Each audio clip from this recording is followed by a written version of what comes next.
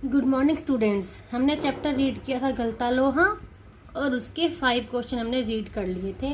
आज हम question read करेंगे 6th का 1 पार्ट है, बिरादरी का यही सहारा होता है। किसने किससे ये कहा? पहले हम क्या भाग करेंगे, किसने कहा। ये वाक्य मोहन के पिता वंशीधर ने अपने गांव के युवक रमेश से कहे। रमेश उन्हीं की बिरादरी अथवा जाति का एक संपन्न व्यक्ति था और जो नौकरी के कारण लखनऊ में जाकर गांव से लखनऊ जाकर बस गया था। ख पार्ट, किस प्रसंग में कहा? मोहन के पिताजी वंशीधर मोहन की पढ़ाई के लिए चिंतित थे। उन्होंने यही बात रमेश से बताई तो रमेश ने न केवल उनको सहानुभूति दी बल्कि ये भी कहा कि मैं उसे अपने साथ लखनऊ ले जाता हूँ और वहाँ पर उसकी पढ़ाई करवाऊँगा। अपनी ही जाति के युवक के द्वारा इतनी तसल्ली देते हुए देखकर मोहन के पिताजी की आंखों में आंसू आ गए और तब उन्होंने इसी प्रसंग में कहा।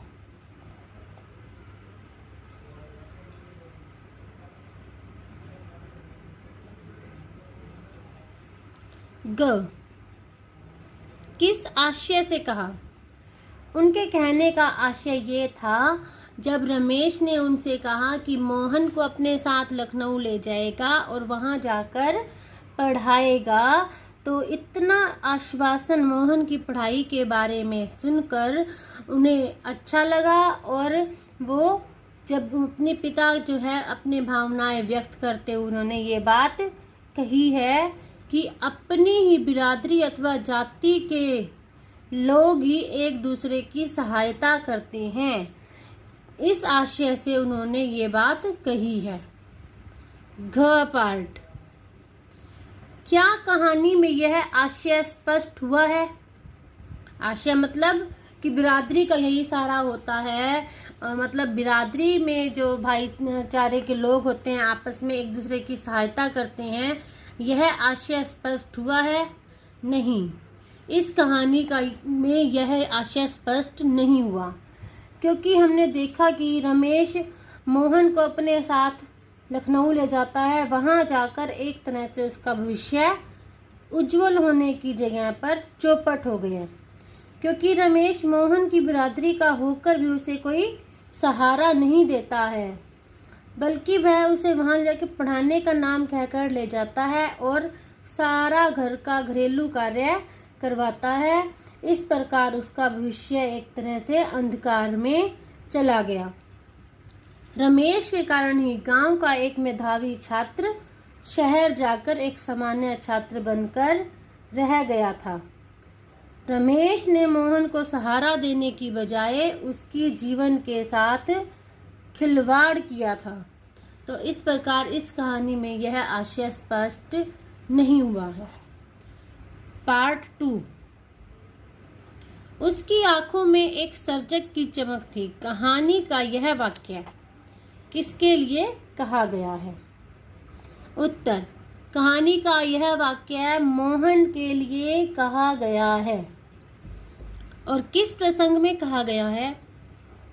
ख पार्ट, जब मोहन अपने हंसुए की धार तेज करवाने के लिए अपने मित्र धनराम जो लोहार है उसकी दुकान पर जाता है, तो मोहन उच्च जाति का है और धनराम नीमन जाति लोहार जाति का है और मोहन पंडित जाति का है।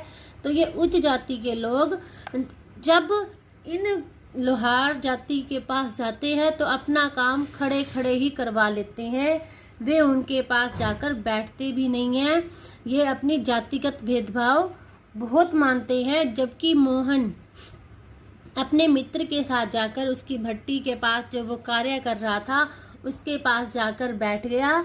जब धनराम ने उसका हंसुआ तेज कर दिया तो वह किसी छड़ को धोकनी में फूंककर या भट्टी में जलाकर गोल करने की कोशिश कर रहा था, तब वह नहीं कर पा रहा था और मोहन ने उससे वह लेकर खुद भट्टी दोबारा जलाकर धोकनी फूंककर अच्छे से देख दुख कर एक उसे सुघड़ गोले का रूप दे दिया, जो कि धनराम बनाना चाहता था और इस कार्य में पारंगत भी था, दक्ष था मतलब, लेकिन वो नहीं कर पा रहा था, तो मोहन ने यह कर दिया। उस प्रसंग के विषय में कहा है, उसकी आंखों में एक सर्जक की चमक थी। प्रश्न नंबर ग, यह पात्र विशेष की किन चारित्रिक पहलुओं को उजागर करता है? उसकी आंखों में एक सर्जक की चमक थी।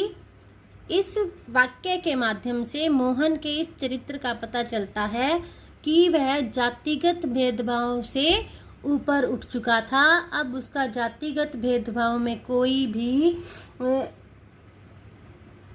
विश्वास नहीं रह गया था, क्योंकि वह अपनी ही उच्च जाति के लोगों के द्वारा छला गया था। तो उसका उच्च जाति के बारे में अब का कोई अभिमान नहीं रह गया था।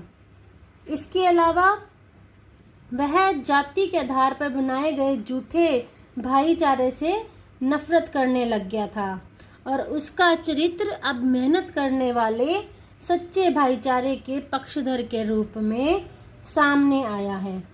क्योंकि मोहन उच्च जाति का था और रमेश उच्च जाति का होकर उसे अपने साथ लखनऊ लेकर गया था पढ़ाने के लिए, लेकिन वहाँ पर उसकी हैसियत एक नौकर की तरह रह गई थी और उसके भविष्य के बारे में जो भी उसने सपने संजोए थे उसके पिता ने, वो सब निराधार मतलब बिना किसी कार्य के रह गए थे।